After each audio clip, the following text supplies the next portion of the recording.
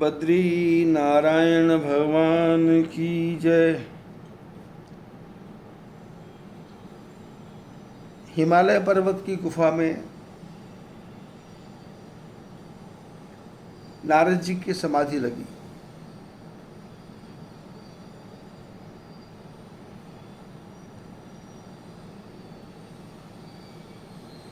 और समाधि का अर्थ होता है भगवान के समीप पहुंच जाना।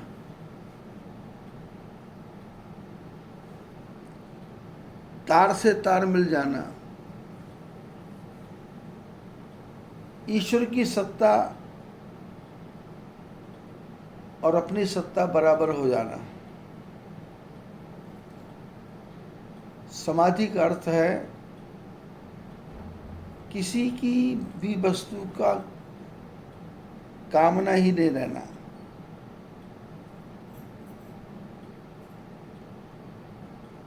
छप्पन भोग पड़े हैं, खाने की इच्छा ही नहीं होना।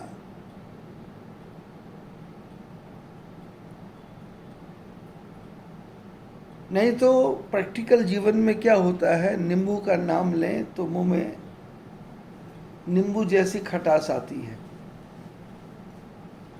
पानी पूरी का नाम लें तो पानी पूरी का स्वाद आता है।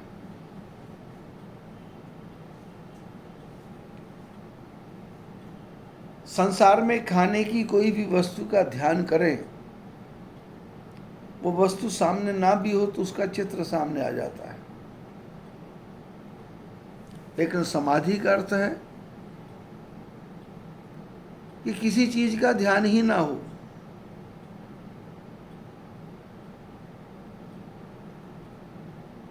सब कुछ सुप्त हो गया, सब कुछ लुप्त हो गया, सब कुछ खो गया। और ये समाधि रोज लगती है। एक पशु की भी लगती है, एक पक्षी की भी लगती है। परमात्मा ने जितना बड़ा संसार बनाया, हर एक की समाधि लगती है। वो समाधि 1 सेकंड की भी हो सकती है, वो 1 घंटे की भी हो सकती है,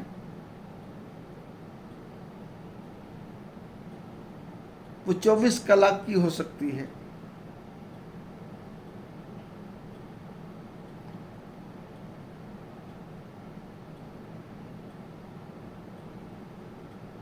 नारद जी की समाधि कैसे लगी? अखंड अपारा। शंकर जी की समाधि 87,000 संवत बीते, लेकिन नारद जी की समाधि लागी समाधि अखंड अपार। अखंड अपार। प्रातःकाल बच्चों को जगाने के लिए 4 बजे का अलार्म लगाना पड़ता है, 5 बजे का अलार्म लगाना पड़ता है, 6 बजे का अलार्म लगाना पड़ता है।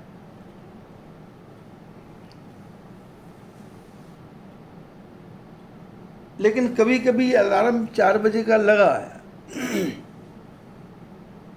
और अलार्म लगने के 5 मिनट पहले ही नींद खुल जाती है।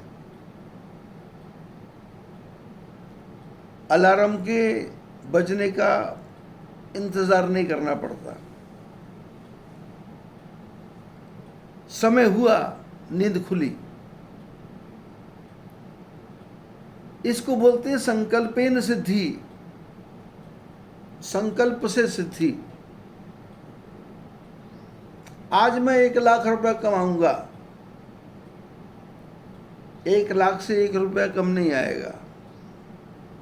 संकल्पेन सिद्धि। आज 3 बजे उठना है, 3 बजे ही नींद खुलेगी, अलार्म की कोई आवश्यकता नहीं। दोपहर को 4:30 बजे दरवाजा खोल के बाहर जाना है, 5 मिनट पहले ही निद्रा खुल जाएगी। समय हो गया। अलार्म की जरूरत नहीं। मन का संकल्प। और मन का संकल्प, अब मैं संसार में नहीं फंसूंगा, संसार में नहीं बसूंगा, संसार की कोई कामना नहीं करूंगा, अंतर्मुख हो जाऊंगा तो लग गई समाधि। तो उसमें टाइम लिमिट नहीं। लागी समाधि अखंड अपार, अपार समाधि लग गई।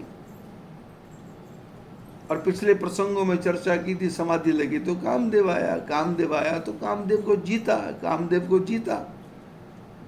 तो जीता तो किसी ने देखा नहीं। संसार में मनुष्य के अंदर ये सबसे बड़ी कमी है कि यदि मैं जीतूं तो लोग देखें, और यदि हारूं तो कोई भी ना देखे। और होना भी चाहिए। अपनी कमी तो किसी को बताना ही नहीं, और अपनी बड़ाई के लिए भी चेष्टा नहीं करना कि मेरी बड़ाई दिख जाए। सूर्य निकलेगा, सूर्य निकलने के बाद में सूर्य चिल्लाता नहीं है कि मेरे को देखो, मैं आ गया, मैं निकल गया।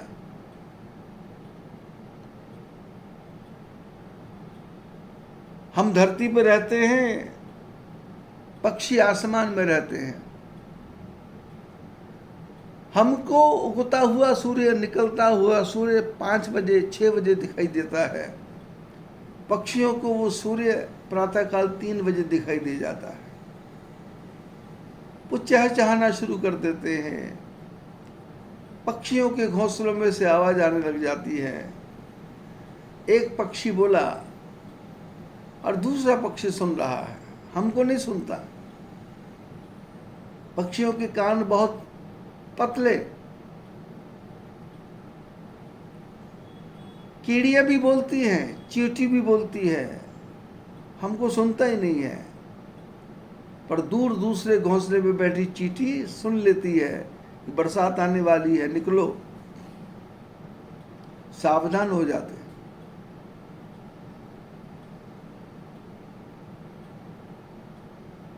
सूर्य 6 बजे निकलता है, लेकिन पक्षियों को आकाश में उड़ने वाला वो गिद्ध पक्षी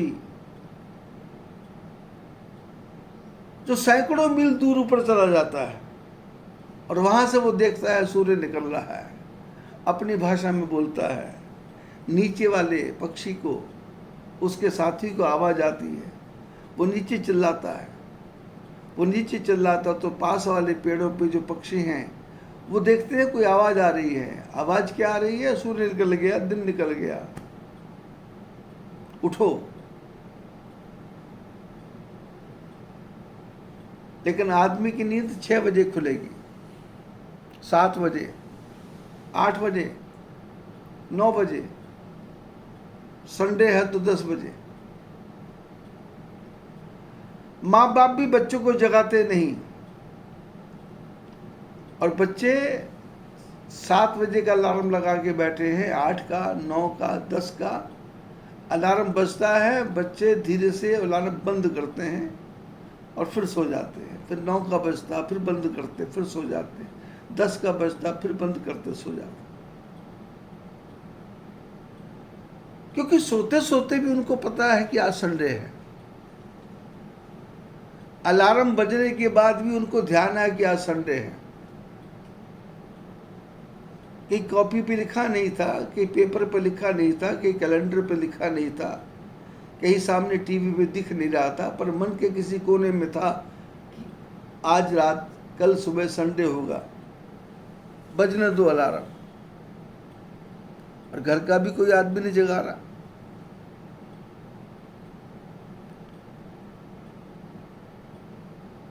समाधि पृथ्वी की भी लगती है, समाधि सूर्य की भी लगती है, लेकिन किसी की एक क्षण की समाधि, किसी की जीवन भर की समाधि। और नारद जी की समाधि, लागी समाधि, समाधि लग गई। और समाधि लगी तो देवता आए। देवताओं ने आके नारद जी को कहा कि तुम्हारे जैसा योगी तो संसार में पैदा ही नहीं हो सकता, तुम तो शंकर जी से बड़े हो।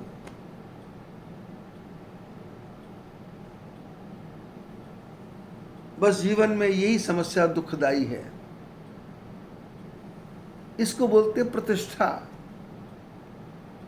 इसको बोलते इज्जत, इसको बोलते मान, इसको बोलते सम्मान। वेदांत दर्शन में कहा गया कि प्रतिष्ठा कुकरी विष्ठा। बोले प्रतिष्ठा क्या है? बोले कुत्ते की टट्टी। अब प्रतिष्ठा के पीछे भी पागल होकर घूम रहा है। जुम्मे का जागरण करना है, 1 नंबर वालों ने 700 लोगों को बुलाया। अब नंबर 2 वालों का नंबर आ गया तो प्रतिष्ठा अड़े आ गई। अब तो 800 आदमी चाहिए।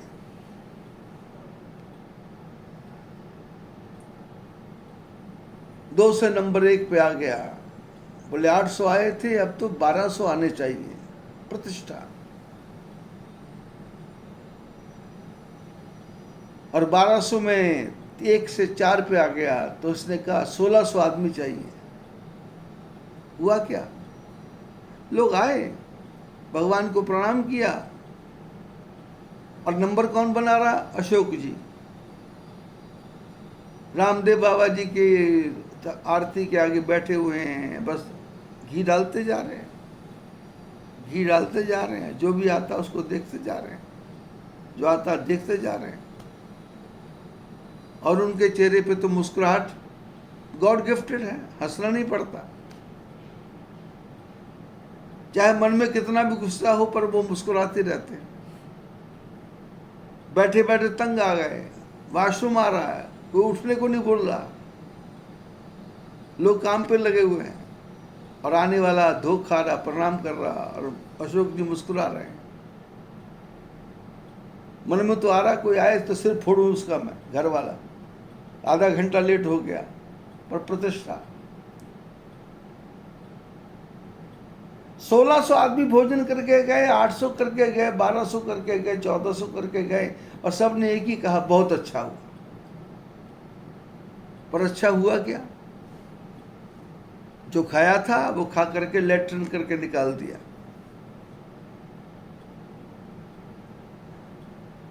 अब मुसीबत, प्रतिष्ठा की मुसीबत चली। हमारे यहाँ जागरण हुआ तो हम आए, और हमारे यहाँ जागरण हुआ तो आप भी आओ। अब हमारे यहाँ वो आया था, हम नहीं जाएंगे तो वो क्या सोचेगा? ये प्रतिष्ठा। पति पत्नी दोनों को जाना है, दुकान का हर्जा करना है, घर का हर्जा करना है, परिवार का हर्जा करना है, और 3-3 घंटे जाकर लगा रहे हैं। समय की बर्बादी, पैसे की बर्बादी, अपने काम की बर्बादी, और वहां जाके ये कहना है कि बहुत अच्छा हुआ, बहुत अच्छा किया, बहुत बढ़िया हुआ।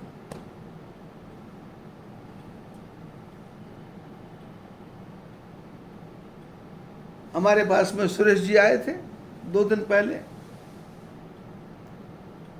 वैसे उनको आना नहीं था, आना चाहिए भी नहीं था, आने की जरूरत भी नहीं थी, क्योंकि बेटे के चोट लगी है। घर में बेटा प्लास्टर में पड़ा है, और पति पत्नी घूमने जा रहे हैं। लेकिन प्रतिष्ठा, क्या प्रतिष्ठा? राम मंदिर के, गुरु जी के राम मंदिर की मैं रेनोवेशन करवा रहा हूं, और गुरु जी ने भी ऐसे चेले को पकड़ा, अग्रवाल को पकड़ा, कि अग्रवाल अपने अग्रवालों को नोच नोच के खाए। और फिर पर्ची, रसीद बुक उसके सामने रखता है, आपकी इच्छा से दे दो। अब देने वाला क्या देगा? दुकान पे जाते हैं, हम कोई सामान खरीदते हैं, तो दुकानदार से पूछते हैं ये प्लास्टिक का टब कितने का? तो कहता है 900 रुपए का। अरे 900 का? कोई टेक्निक है क्या? कोई ट्रिक है क्या? इसको मोजने का तरीका, तोलने का तरीका है क्या? ये तोल के भाव बिकता है कि एरिया के भाव से बिकता है? नहीं लेना। अरे भाई साहब रुको, आपको कितना का लेना है? अब 900 का आदमी कितना बोलेगा? 450। पर ग्राहक बड़ा ढीठ है, वो 900 का सीधा 100 पे आता है। 100 रुपए का देना तो ठीक है, ये बोलता है हमको नहीं पड़ता। तुमको कितने का पड़ता है? बोले 150 का हमको पड़ता है। बोले नहीं चाहिए, दूसरी जगह। अरे रुको तो सही, सुनो, ले लो। कितने का? चलो 500। बोले 100 से ज्यादा नहीं। अरे 150 तो दे सकते हो। बोले 120। बोले लाओ। टप वाला कीमत करता है, कहता है आपने क्या देना, और रसीद वाला कहता है रसीद भर दो अपनी इच्छा के अनुसार। वो कहता 5 रुपए। बोले आपकी इच्छा। बोले 50। बोले आपकी इच्छा। बोले 501। बोले आपकी इच्छा। बोले चलो 1100। बोले मैंने तो नहीं कहा था, लिख दो। अब सुरेश पिंटू से 1100 रुपए ले गया, तो पिंटू के गुरुजी के आश्रम में भी जब भी कोई प्रोग्राम होगा तो उसको पहला शिकार कौन दिखाई देगा? सुरेश। और मंदिरों की जरूरत क्या थी? तिलक रोड पे राम मंदिर बना हुआ था, तुम्हारे गुरुजी का राम मंदिर बनाने की क्या जरूरत है? राम जी का राम मंदिर बना रहा है कि तुम अपने गुरुजी का राम मंदिर बना रहा है?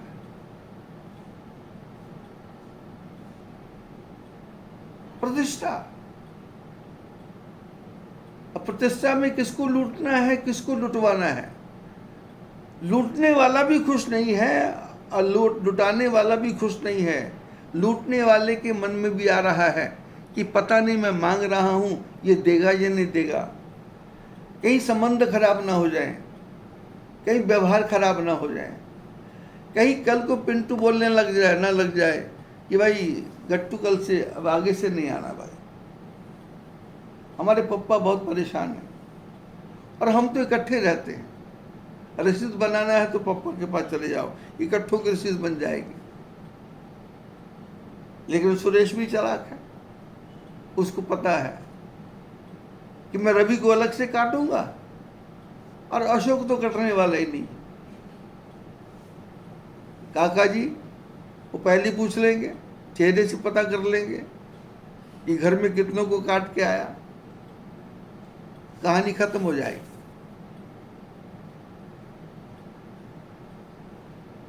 संसार में जगह जगह मंदिर बन रहे हैं, मंदिरों की आवश्यकता नहीं थी क्योंकि लोगों के घर घर में मंदिर है। पर नहीं, स्वामीनारायण वालों ने भी बना दिया।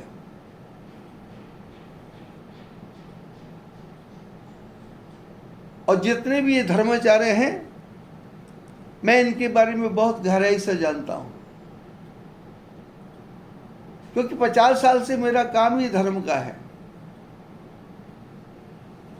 मेरा काम ही धर्म के रास्ते पे चलाना, धर्म के रास्ते पे चलना, धर्म क्या है उसके बारे में बताना, असली धर्म क्या है उसके बारे में बताना, नकली धर्म के बारे में उसके विरोध में बोलना, समझाना।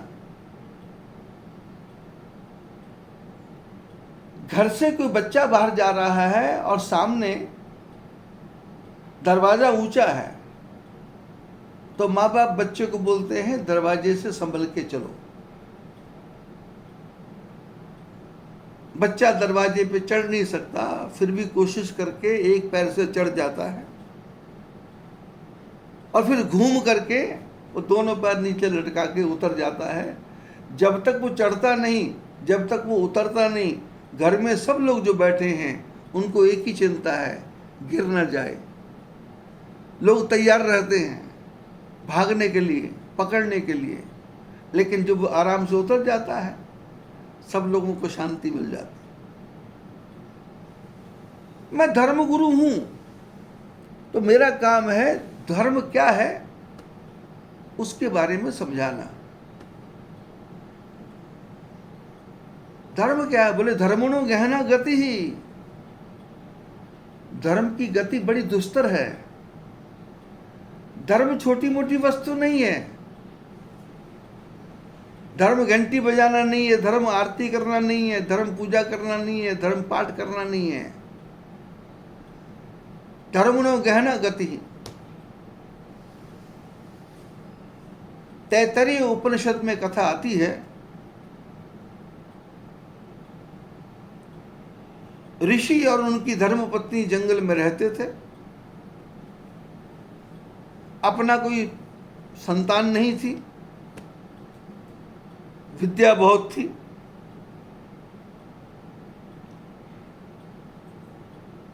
राजा को जाके बोला कि यदि कोई शिक्षा लेने वाला आदमी हो तो हमारे पास भेजो, हम फ्री में पढ़ा देंगे। राजा ने सैकड़ों बच्चों को भेज दिया। बच्चे भेजे तो राशन भी भेज दिया, पानी की व्यवस्था भी कर दी, शौचालय की व्यवस्था भी कर दी। गुरुकुल बन गया, विशाल गुरुकुल। ऋषि और ऋषि पत्नी को अब हमारे यहाँ बच्चे नहीं हैं इसकी चिंता नहीं, मेरा बेटा नहीं है इसकी चिंता नहीं है, ये सारे मेरे बेटे हैं। क्योंकि शास्त्र कहता है 2 प्रकार के पुत्र होते हैं। एक पुत्र पति पत्नी के संबंध से पैदा हो, दूसरा पुत्र नाद पुत्र, शब्द पुत्र। गुरु ने मंत्र दिया कान में, तो जिसके कान में मंत्र दिया वो जीवन भर के लिए अपना पुत्र बन गया। पति पत्नी से पैदा होने वाला पुत्र कभी धोखा दे सकता है, लेकिन जो शिष्य है वो कभी धोखा नहीं देगा। अभी सत्संग से पहले अहमदाबाद से फोन आया था। दोपहर को फोन किया होगा, मैं भोजन करने गया। अभी उठते ही मैंने देखा फोन, तो बार बार मैं उसको लगा रहा था, वो बंद कर रहा था। आखिर में उसका फोन आया। मैंने कहा फोन क्यों लगाया? तो मेरे मन में और ही विचार चल रहे थे कि गाड़ी नहीं लेके दी है कि ठुक ना गई हो, बच्चों को साथ लेके गया हो, कोई बच्चा ना गिर गया हो, ये फोन उठा क्यों नहीं रहा? तो उसने फोन दोबारा किया और दोबारा करके बोला कि मैं आपसे कह रहा था कि मेरे को कंपनी छोड़ना है, तो मेरे को नई कंपनी का ऑफर सामने से आया और मैं उसका इंटरव्यू दे रहा था, और उसके बीच में कॉल आ गया और मेरे को लगा कि मेरा इंटरव्यू सफल हो जाएगा। ये समाचार उसने अपने माँ बाप को नहीं बताया होगा, मेरे को बताया। क्योंकि नाद ब्रह्म, शब्द से पुत्र पैदा हुआ, शब्द से पुत्री पैदा हुई।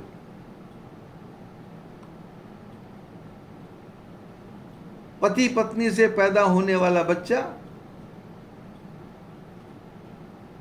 माँ बाप की उम्र 80 साल हो गई, जमीन पड़ी है, जायदाद पड़ी है, और बेटा भगवान की आरती करते करते कभी उसकी पत्नी भगवान से 1-2 बार प्रार्थना कर ही लेती होगी कि प्रभु अब कृपा करो, इस बुढ़ा बुढ़िया को उठा लो। ये नहीं मरेंगे तो जायदाद हमको नहीं देंगे, ये निकल जाए तो अच्छी बात है।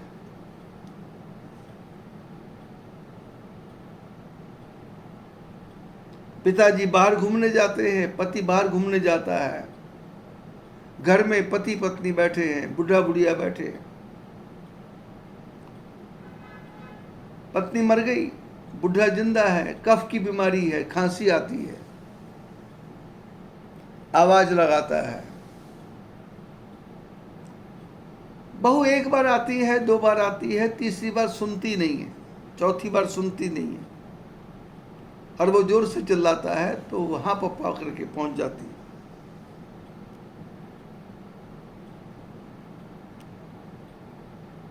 बुढ़े का काम तो दिन भर सोना है, खांसना है। दिन भर सो लिया तब रात को क्या सोएगा? क्योंकि 70 साल के बाद में तो 4 घंटे से ज्यादा आदमी सो ही नहीं सकता। रात के 2 बजे आवाज आती है, बेटे बेटा सुन लेता है, उठा। पत्नी ने कहा कहाँ जा रहे हो? बोले पिताजी बुला रहे हैं। बोले 24 घंटे का काम है, पड़े रहो। ना ये चैन से जीते हैं ना जीने देते हैं, पड़ जाओ। बुढ़ा सुन रहा है। बहू ने कहा पड़ जाओ। बेटा पड़ गया। 2, 4, 10 दिन, साल भर दुखी किया, और दुखी करने के बाद में बेटे के मन में भी आ गया कि अब तो इनके प्राण निकल ही जाने चाहिए। ऐसा बेटा जिसको पूरी जायदाद मिलेगी, जिसको पूरा सोना मिलेगा, जिसको पूरी संपत्ति मिलेगी, जिसको पूरा ऐश्वर्य मिलेगा, पिताजी के पैसे जिसका नाम होगा, उसके मरने की कामना बेटा करता है। और आप लोग क्या सोचते हैं? पिता को हार्ट अटैक बीमारी से आता है? बीमारी से पिता कोई नहीं मरता। बेटे के कड़वे कड़वे शब्द सुन करके माँ बाप के दिल में इतने छेद हो जाते हैं कि वो एंजियोग्राफी से भी पकड़ में नहीं आएंगे। ये शब्द हृदय में नहीं हुए हैं, शब्द पूरे शरीर में हो गया, पूरा ही खोखला कर दिया, बोल बोल के दिमाग भी खोखला कर दिया। अब कहाँ कहाँ की एंजियोग्राफी, कहाँ कहाँ की एंजियोप्लास्टी। लेकिन उसी घर में हमने 2000 रुपए का नौकर रखा।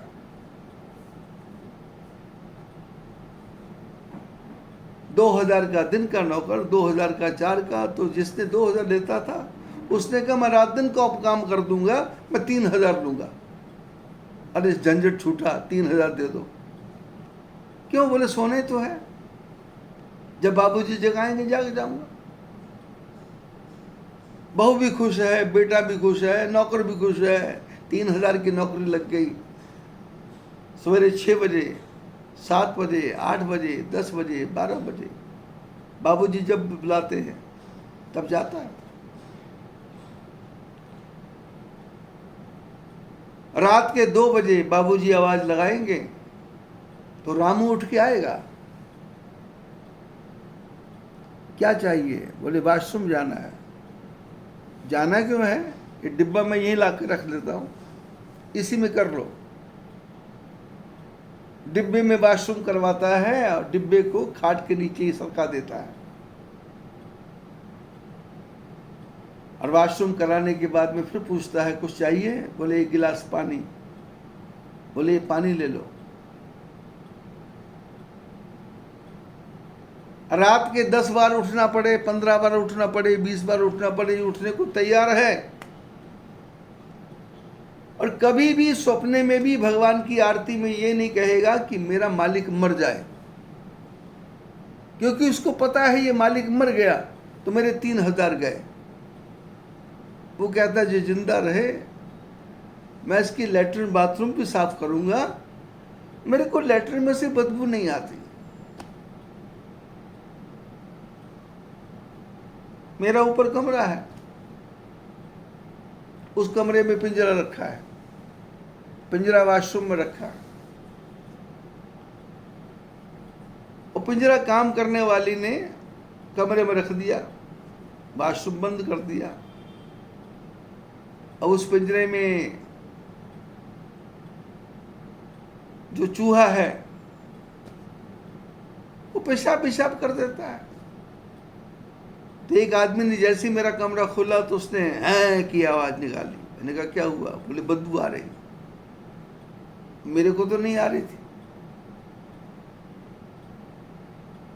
क्योंकि मैं तो जिस आश्रम में रहता हूं उसमें 2000 आदमी आते हैं, लैट्रिन ब्लॉक हो जाती है। अब लैट्रिन ब्लॉक हो जाती है तो मेरे नौकर मेरे पास आते हैं, लैट्रिन ब्लॉक हो गई, किधर से पाइप डाला था, मेरे को जाना पड़ता है। इस पाइप से यहाँ से काटो, इस पाइप से यहाँ से तोड़ो। और जब पाइप नीचे का टूटता है तो फुवारा ऊपर चलता है, तो फुवारे से पूरी लैट्रिन पूरे शरीर पे आके गिरती।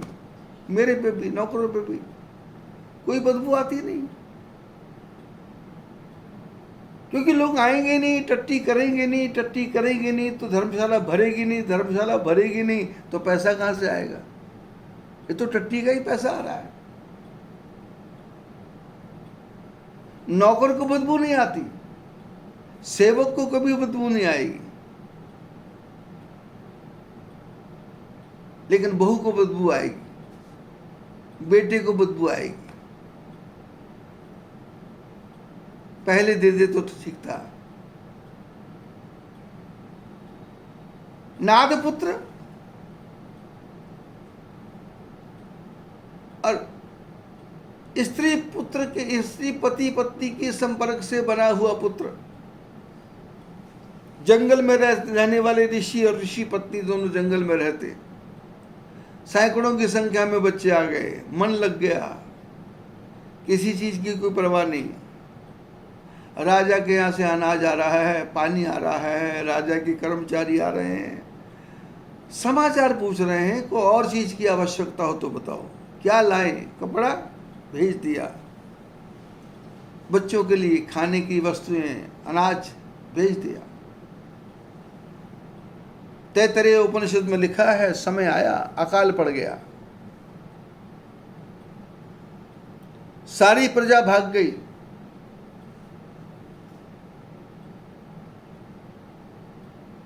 पति पत्नी ने बच्चों को बोला कि तुम भी अपने अपने घर चले जाओ, अब अनाज नहीं है, राजा के पास भी शक्ति नहीं है, हमको तो तब तक रहना है जब तक जीवन चलता है, आप लोग समय क्यों बर्बाद करते? बच्चे भी चले गए, राजा के पास से अनाज आना भी बंद हो गया। और एक दिन की घटना हुई कि घर का भी अनाज खत्म हो गया, कुटिया में भी थोड़ा सा सामान रह गया। 100-200 रोटी बना लो, शरीर बूढ़ा, क्या करो? पति ने पत्नी को कहा, जगह छोड़नी पड़ेगी, अब इस जगह से ममता रख के लाभ नहीं है, क्योंकि आत्मार्थे पृथ्वी त्यजेत, यदि अपने शरीर को दुख होता हो तो उस घर को छोड़ देना चाहिए, उस धरती को छोड़ देना चाहिए, उस देश को छोड़ देना चाहिए। 200 रोटी बनाई, बड़े से चमड़े के मशक में पानी भर लिया, और पानी भर के जंगल के रास्ते में दोनों पति पत्नी जा रहे हैं। 15-20 दिन अन्न चला, अन्न खत्म होने लग गया, पानी तो कब का खत्म हो गया। और चलते चलते जो धर्मपत्नी थी वो बेहोश होकर गिरने लगी। तो पति ने कहा कि तुम गिर रही हो, तुमको मूर्छा आ रही है, अरे कर क्या रही हो? पत्नी ने आंख खोल कर देखा, प्राण निकलने वाले हैं। बोले तुम छोड़ के नहीं जा सकती, तुमने वचन दिया जीवन भर साथ निभाओगी। पत्नी उठ के खड़ी हो गई। 2-4 किलोमीटर 2-4 कोस चले होंगे तो ऋषि गिर गए। पत्नी ने हिलाया, थपथपाया, कर क्या रहे हो? अरे शब्दों को याद करो, अभी साथ छोड़ के चले जाओगे। अंदर की जो हिम्मत बची थी बाहर आई। दोनों एक दूसरे का हाथ पकड़ के चल रहे हैं। अंधेरा हो गया था। अचानक ऋषि को दिखाई दिया कि जंगल के बीच में एक छोटा सा दीपक जल रहा है। ऋषि ने कहा घबराओ मत, कोई गांव आ रहा है, कोई जंगल है, कोई झोंपड़ी दिखाई दे रही है, हिम्मत करके वहां तक पहुंचते हैं, कुछ ना कुछ खाने को मिलेगा, क्योंकि यहां दीपक जलते हैं, वहां अनाज की कमी नहीं होती। यहां दीपक जलते हैं, वहां अन्न होता है तो दीपक जलता है। और घर में रोटी ही नहीं हो तो दीपक कौन लगाएगा?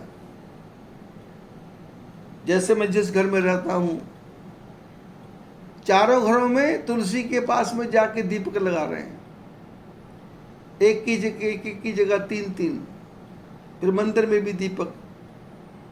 मैं सोच रहा था ये 4 दीपक 4 दीपक 4 दीपक 4 दीपक 16, कितना घी चला गया। एक ही दीपक काफी था, लेकिन बताने वालों ने बता दिया था कि 4 लगाएंगे तो 4 गुना पैसा आएगा। तो उसने कहा 10 लगाने से 10 गुना आता है, तो हम 10 गुना लगाएंगे। अकोला में खारी बावली के सामने तेल का दुकान है, पता नहीं अब होगी या नहीं होगी। जब खारी बावली में कथा करता था मैं, तो उनके घर के सामने तेल की दुकान, और तेल की दुकान में रात को नीचे की सीढ़ी से लेकर के ऊपर तक 72 दिए जलते थे, 72। मैंने कहा इतने दिए? बोले बताने वालों ने कहा जितने दिए लगाओगे उतना ज़्यादा पैसा आएगा। तो मैंने कहा एक तरीका निकाला, मैं बता देता हूँ, मोटी सी बत्ती लगाओ और पानी तेल के टंक में लगा दो और पूरा घर जल जाएगा, तो पैसा ही पैसा हो जाएगा। बोले ऐसा होता है क्या? तो मैंने कहा ऐसा होता है क्या? अरे दीपक तो एक ही काफी है, मुसीबत तो बच्चों की है। माँ चिल्ला रही, साक्षी दिए लगा ले, तनु दिए लगा ले। तनु अपनी मस्ती में मस्त है, वो मोबाइल देखे, कार्टून देखे, या मारकाट की फिल्म देखे, या दिया लगाए, क्योंकि उसको पता है जितना कार्टून बढ़िया आएगा उतना मेरा दिया बढ़िया जलेगा। और साक्षी को तो फुर्सत ही नहीं है, उसने तो सांस लेने के लिए भी एक अलग से आदमी रखा है अंदर कमरे में।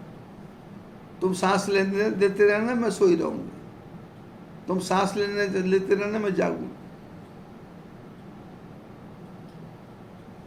एमबीए की पढ़ाई को इतना बड़ा हवा बना दिया है कि जैसे एमबीए विश्व में पहली बार वही कर रही है। जॉब को इतना बड़ा हवा बना दिया था कि संसार में पहली जॉब उसी की लगने वाली है। माँ भी परेशान, बाप भी परेशान, बेटी भी परेशान। और मैं बोल रहा था जॉब करके करना क्या है, पहले पढ़ाई पूरी कर लो। अब जॉब और पढ़ाई दोनों साथ चलेंगे।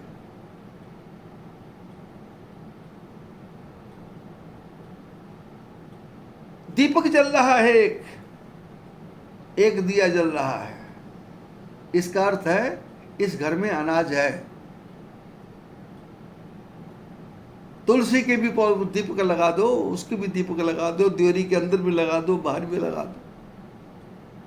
गोस्वामी जी ने कहा बाहर अंदर क्यों लगा रहे हो भाई, देवरी के ऊपर लगा दो। तुलसी भीतर बाहर हो, जो चाहे सो उजियार। एक ही दीपक काफी है, देवरी के ऊपर रख दो, अंदर भी प्रकाश बाहर भी प्रकाश। 3 लगाने की आवश्यकता नहीं। महात्मा जी ने देखा दीपक जल रहा है, हिम्मत करो, पत्नी को बोला, वहां तक पहुंचना है। चलते खिसटते पहुंच गए, और वहां पहुंच करके गिरते गिरते बचे तो देखा भील का घर है। जंगल में जो सबसे छोटा आदमी है उसका घर है, जिसको छूने से भी डर लगता है उसका घर है, जिसके दर्शन करने से भी प्रातःकाल सिर पीट लेता है उसका घर है, जिसको देखने की इच्छा ही ना हो उसका घर है।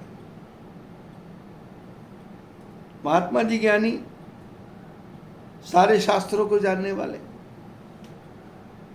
इसका मुंह नहीं देखना चाहिए, इसके मुंह नहीं लगना चाहिए, इससे बात नहीं करनी चाहिए, सब बातों का ज्ञान था। पर पेट तो भूखा है। और वो आदमी दीपक के नीचे बैठ करके, दीपक जला करके पत्तल के ऊपर अनाज रख के खा रहा है। जैसे ही गिरे ये उठा, इसने उठा के पकड़ा, उठाया, क्या बात है, बोले भूख लगी है। इसने देखा कोई महान आत्मा है, इसने हाथ जोड़ लिए, मैं आपको कुछ नहीं खिला सकता। क्यों? बोले सारा दिन मांग करके, सारा दिन चुन करके ये भोजन मेरे पास आया था, ये मैंने अपने बर्तन में पका लिया, और बर्तन में पका करके सारा ही इस पत्तल में डाल दिया। अब पत्तल में डाल के मैंने खा लिया, शुरू कर दिया, ये झूठा हो गया। महात्मा जी जिसका मुंह नहीं देखना चाहते तो उसको बोलते कोई बात नहीं, झूठा भी चलेगा, दे दो। और भील तो रोज ही खाता था, एक दिन नहीं भी खाएगा तो कोई बात नहीं। उसने हाफ हाफ कर दिया। बोले हाफ हाफ मत करो, हम कर लेंगे। पति पत्नी दोनों जल्दी जल्दी में खा गए। भोजन जब खा लिया, शरीर में ताकत आ गई। महात्मा जी ने कहा भाई पीने के लिए पानी। तो जो भील भोजन करने बैठा था तो पानी का घड़ा भी लेके बैठा था, वो पानी के घड़े को मुंह से लगाता था। इसने वही घड़ा महात्मा जी को दे दिया। महात्मा जी को तो गुस्सा आ गया, समझता नहीं है, अकल नहीं है, महात्माओं की कैसी सेवा करनी बुद्धि नहीं है, किसी सभ्य समाज में बैठा नहीं है। भील तो घबरा गया। इसने कहा कोई गलती? बोले गलती, जूठा पानी दे रहा है, जूठा पानी हम पिएंगे। भील ने डरते डरते कहा महात्मा जी ये भोजन भी जूठा था, मैंने मना किया था पर आपने कहा चल जाएगा। जब जूठा भोजन चल सकता है तो जूठा पानी क्यों नहीं चल सकता? महात्मा जी ने कहा झूठा भोजन नहीं खाते थे तो हमारे में बोलने की ताकत नहीं आती थी, लेकिन अब यदि हम तेरा जूठा पानी पिएंगे तो हम पापी हैं। हम 1000 कदम जाकर के भी स्वच्छ पानी पी सकते हैं, शुद्ध पानी पी सकते हैं, और इस समय तुम्हारा जूठा पानी पीना भी अपराध है। धर्म क्या है? जूठा भोजन खाना धर्म है? बोले हाँ। जूठा पानी पीना नहीं पीना धर्म है? बोले हाँ। बोले क्यों? ताकत है। ताकत नहीं हो और फिर भी गलत काम कर रहे हैं तो पाप है। ताकत है नहीं है तो जूठा खाना भी धर्म है। प्रतिष्ठा कुकरी विष्ठा, देखा देखी नहीं कि लोग भी आए हैं तो स्टॉल भी लगेगा, स्टॉल भी लगेगा तो खाना बनाने वाला भी आएगा, खाना बनाने वाला भी आएगा तो फिर होड़ भी मचेगी।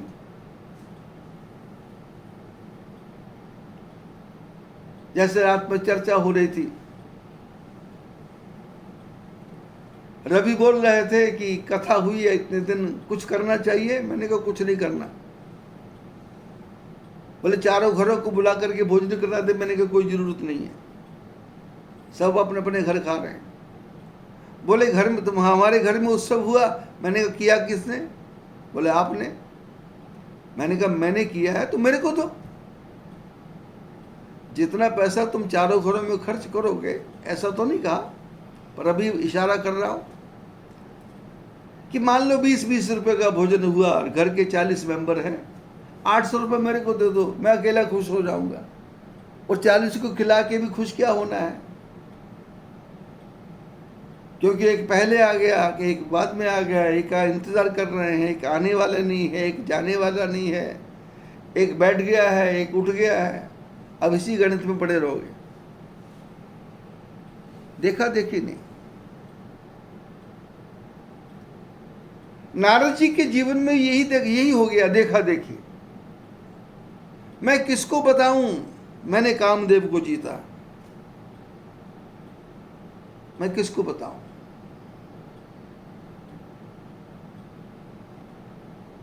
शंकर जी के पास गए, शंकर जी ने तो साफ ही कह दिया कि विष्णु भगवान के पास जाना।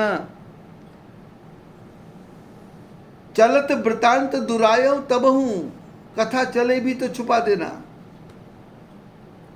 पर नारद जी से तो रहा कहां गया। प्रतिष्ठा कुकरी विष्ठा, कुत्ते की टट्टी। सारा दिन मेहनत कर रहा, सारा दिन पच पच के मर रहा। किस लिए? बोले लोग मेरे को कहें कि कितना इसके पास धन है, रात रात भर सोता नहीं है, जाग रहा है। कभी मेरे आश्रम में आना, आप मेरे को 24 घंटे सोते हुए पाएंगे, कोई चिंता नहीं। व्यवस्था बना दी गई, मैनेजरों की व्यवस्था कर दी, नौकरों की व्यवस्था कर दी, और अपने चादर तान के सो रहे हैं। लेकिन चादर तान के सो नहीं रहे, कान खुले हैं। 4 मंजिल ऊपर मकान है मेरा, 4 मंजिल नीचे ऑफिस है। ऑफिस वालों को पता नहीं लगता कि बस आके खड़ी हो गई। 4 मंजिल ऊपर मेरे को आवाज़ आ जाती है कि गाड़ी ने ब्रेक लगाई, गाड़ी की स्पीड ढीली हुई, गाड़ी ने स्पीड तेज की, गाड़ी आई और आकर चली गई। मैं ऊपर बैठे बैठे हिसाब लगा लेता हूँ। गाड़ी 1 रुकी, 2 रुकी, 3 रुकी, 4 रुकी, फ़ोन करता हूँ, 4 गाड़ियाँ आई हैं क्या? बोले हाँ। देखा जाके बाहर? बोले देख लिया। कितनी गाड़ी? बोले 4। जगह दे दी? बोले बात चल रही। और अपने फिर मोबाइल रखा, समाधि में चले गए। लेकिन समाधि में जाने का अर्थ नहीं है कि दुनिया से कट जाना। मेरे अंडर में 42 आदमी काम कर रहे हैं, 42 आदमी का पेट भरना है, और यदि मैं ही सो जाऊंगा तो 42 का पेट कैसे भरेगा? और यदि मैं नहीं सोऊंगा तो मैं तो पागल हो जाऊंगा। पागल भी नहीं होना है, जागना भी नहीं है। अति का भला न बोलना, अति की भली न चूप, अति का भला न बरसना, अति की भली न धूप, अति सर्वत्र वर्जित। अति नहीं करना है, अपने से ज्यादा हाथ पैर नहीं मार देना।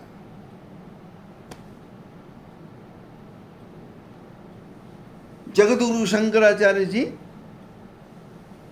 शहर शहर घूमते थे, और शहर शहर घूम करके दुनिया को ज्ञान की शिक्षा देते थे।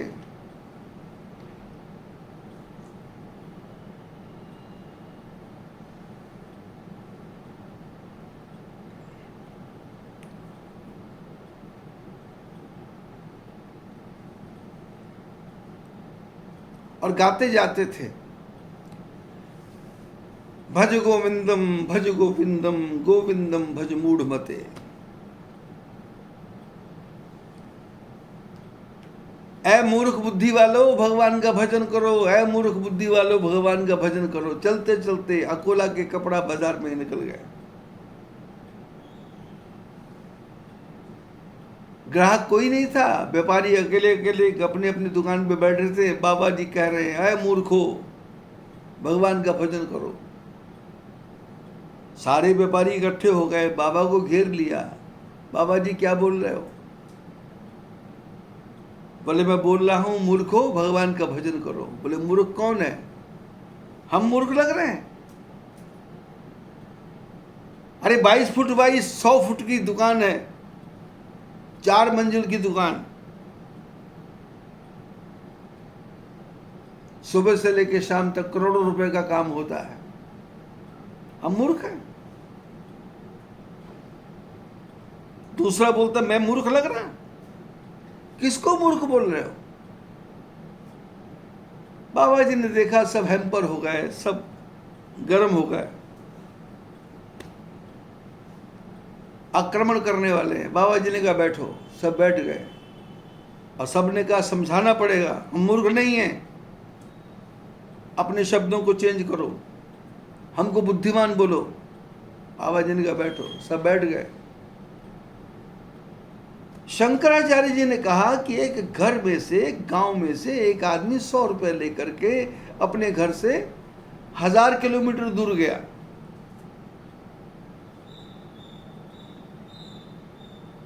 और ऐसा धंधा उसने शुरू किया कि 10-15 तो मुनीम हैं, लेख लिखने वाले, अपने ही घर का किचन है, व्यापारी आते हैं वहीं खाते हैं और वहीं से सामान लेके वापस जाते हैं। घोड़ा गाड़ी भी आ गई, बैल गाड़ी भी आ गई, नौकर चाकर भी आ गए, और काम इतना फैल गया कि उसका हिसाब किताब ही नहीं है। 50 साल तक काम किया, 100 रुपए से करोड़ों रुपए बनाए, और करोड़ों रुपए बनाने के बाद में अचानक एक दिन परिवार की याद आई। सेठ ने अपने नौकरों को बुलाया, मुनीम लोगों को बुलाया, बुला के बैठाया, बिठा के बोले कि थोड़ा बही खाता मिलान करो, धंधा मैंने समेटना है और अपने घर जाना है। क्या बचता है मेरे लिए बता दो मेरे को, और जो बचता है वो मेरे को दे दो, और बाकी 100 रुपए तुम रख लो। आधे घंटे बाद मुनीम लोग आए, बोले आपके 100 रुपए का भी पता चलता नहीं है और बचता कुछ नहीं है, आपको खाली हाथ जाना पड़ेगा। शंकराचार्य ने कहा भाई बताओ, 100 रुपए का काम शुरू किया था, हजारों मील दूर आया था और हजारों करोड़ों लाखों कमाया था, लेकिन जब जाने लगा तो 100 रुपया क्या 1 रुपया भी नहीं था। इसको बुद्धिमान कहोगे? लोगों ने एक स्वर से कहा महामूर्ख। अरे इसके जैसा मूर्ख नहीं हो सकता। तो शंकराचार्य जी ने कहा तुम भी सोचो, मकान तो बड़े हैं, भरे रहे सब रंगले बंगले, खाली 12 दरी रही, जोड़ जोड़ भर लिए खजाने, फिर भी कृष्णा तृष्णा अड़ी रही। एक सजन की सुनो कहानी, गाड़ी पर सवार हुए, गाड़ी तो चलने ना पाई, बाबू ठंडे ठार हुए। काल बली का लगा तमाचा, सड़क सड़क पे टम टम खड़ी रही, भरे रहे सब रंगले बंगले, खाली 12 दरी रही। प्रतिष्ठा के पीछे पागल हो गया, लेकिन मिला कुछ नहीं। और नारद जी भी प्रतिष्ठा के पीछे पागल, किसको बताऊं, मैंने कामदेव को जीत लिया, शंकर जी को बता दिया, ब्रह्मा जी को बता दिया, तो एक बार कर तलवर वीणा, गावत हरि गुण गान प्रवीणा, क्षीर सिंधु गवनी मुनिनाथा, यह बस श्रीनिवास श्रुति माथा। एक बार नारद जी हाथ में वीणा लेकर के क्षीर सागर में गए। कौन सा क्षीर सागर? यहाँ भगवान विष्णु वास करते हैं।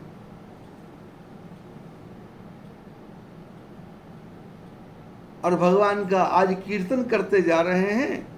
कीर्तन में भक्ति नहीं है, कीर्तन में श्रद्धा नहीं है, कीर्तन में विश्वास नहीं है, कीर्तन में दिखावा है। मैं कितना अच्छा कीर्तन कर सकता, और मेरे को कीर्तन करने की जरूरत ही क्या है, आवश्यकता ही क्या है। मैं ब्रह्मा से बड़ा, मैं शंकर से बड़ा, ये विष्णु मेरे सामने क्या है।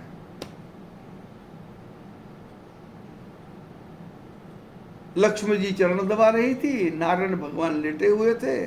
अचानक देखा लक्ष्मी ने कि नारायण भगवान उठे,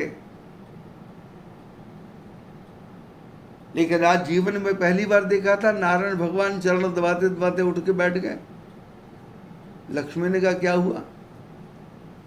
बोले तुमको आवाज नहीं आ रही? लक्ष्मी ने कहा ना।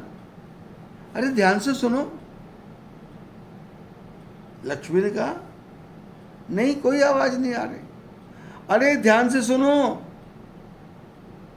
अपने बेटे नारद की आवाज आ रही है। अरे नारद की आवाज आ रही है तो ये तो हमेशा ही आती है, ये कोई नई वस्तु है क्या? वो तो आता ही रहता। आप लेटिए। बोले ना ना, लेटने का समय नहीं है। बोले क्यों? बोले मुसीबत आ जाएगी। बोले किस बात की मुसीबत? हमेशा आता नारद, आप लेटे रहते हो, वो वीणा बजाता है, आप सुनते हो, मैं भी सुनती हूँ, अच्छा लगता है। बोले आज काम उल्टा है। बोले क्यों? बोले ये छोटा बेटा नहीं आया। ये अकड़ने वाला बेटा आया है, ये अहंकारी बेटा आया है।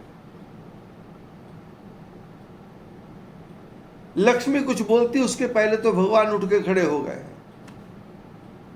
और जैसे नारद जी को देखा तो हर्षि मिले उठी रमा निकेता। भगवान मुस्कुरा करके दोनों हाथ फैला दिए, और नारद जी ने भी बीड़ा फेंकी और दोनों हाथ फैला दिए। ऐसा लगता है जैसे दोस्त दोस्त से मिलता हो, मित्र मित्र से मिलता हो। लक्ष्मी देख के हैरान कि ये हो क्या रहा है। अरे नारद आके दंडवत करता था, नारद आके प्रणाम करता था, नारद आके जय जयकार करता था, पर ये तो भगवान लेटे रहते थे। पर ये तो भगवान तो आज तक कभी इसको गले से नहीं लगाया, ये हो क्या रहा। नारायण भगवान ने इशारा किया हाथ से कि बैठो, देखो ध्यान से। हर्षि मिले उठी रमा निकेता, खुश होके मिले और नारद जी का हाथ पकड़ा, और हाथ पकड़ करके बैठे आसन ऋषि समेत। शेष की शैया पर, यहां भगवान के सिवाय किसी को बैठने का अधिकार नहीं था। आज भगवान नारद जी को कहते बैठिए, और नारद जी ने नहीं कहा कि मेरी जगह आपके चरणों में है। वो तो धप्प से बैठ ही गया। लक्ष्मी को तो और भी लगा कि हो क्या रहा है। अरे नीचे बैठना चाहिए था, चरणों में बैठना चाहिए था, नीचे बैठ के बात करनी चाहिए, तो पर ये तो बैठ ही गया। और बैठने की बात में आज तक क्या होता था कि आज तक नारद जी आते थे और नारद जी के बाद में भगवान को प्रणाम करके बोलते थे कि प्रभु आपकी बड़ी कृपा है, मेरे को आपके दर्शन करने का सौभाग्य मिला। पर आज तो बात ही पलट गई। आज तो नारायण बोलते हैं, बहुते दिनन कीन मुनि दाया। ऐ महात्मा जी, आपने मेरे ऊपर बड़े दिनों के बाद दया की।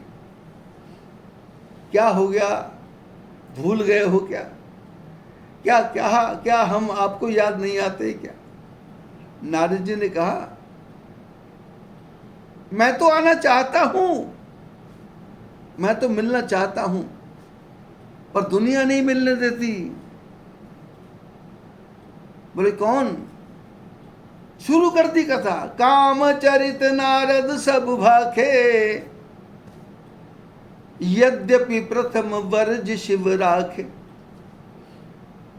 शंकर जी ने मना किया था, भगवान विष्णु यदि कामदेव की कथा सुनना भी चाहे तो सुनाना मत।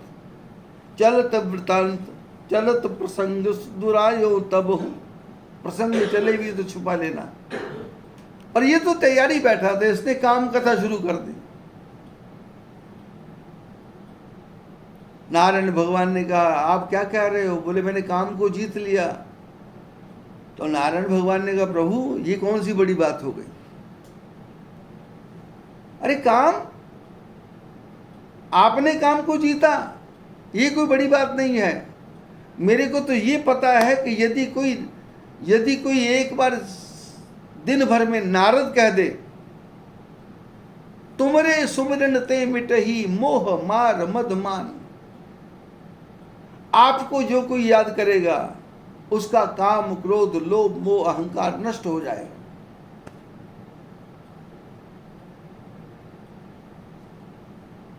यद्यपि भगवान ने बड़े प्रेम से कहा, पर बदले में नारद जी ने कहा, नारद कहू सहित अभिमाना, कृपा तुम्हारी सकल भगवाना। जो अहंकार पैदा हुआ था, भगवान ने कहा आपको याद करने से सब काम होगा, तो नारद जी ने भी उल्टे अहंकार के साथ कहा कि ये सब आपकी कृपा है। प्रेम से नहीं कहा, श्रद्धा से नहीं कहा, विश्वास से नहीं कहा। लक्ष्मी सुनती जा रही, नारायण जी बोलते जा रहे हैं, और अचानक नारद जी वहां से चले गए। नारद जी गए तो लक्ष्मी ने छूटते पूछा कि आपका दिमाग कुछ खराब हो गया है क्या? भगवान विष्णु बोले क्यों? बोले वो आपका चेला, आप खड़े हो गए, उसके गले से मिले। ये हो क्या रहा है, मेरी समझ में नहीं आ रहा। ऐसा आपको करने की क्या जरूरत थी? नारायण भगवान ने कहा, लक्ष्मी, ये नारद कौन है? बोले हमारा बेटा। तो बोले तुमको लगता नहीं है कि हमारा बेटा बीमार हो गया, इसको रोग लग गया? बोले कौन सा रोग लगा? बोले उर अंकुर उगर बतरी भारी, इसके हृदय में अहंकार का छोटा सा अंकुर पैदा हुआ। वेगी सो मैं डाली हूं उखारी, इस अंकुर को जल्दी से जल्दी ऑपरेट करना पड़ेगा, और यदि ये अहंकार का पौधा बड़ा हो गया तो नारद रावण बन जाएगा। लक्ष्मी ने भगवान के चरणों में प्रणाम किया और कहा, सच्चिदानंद भगवान की जय।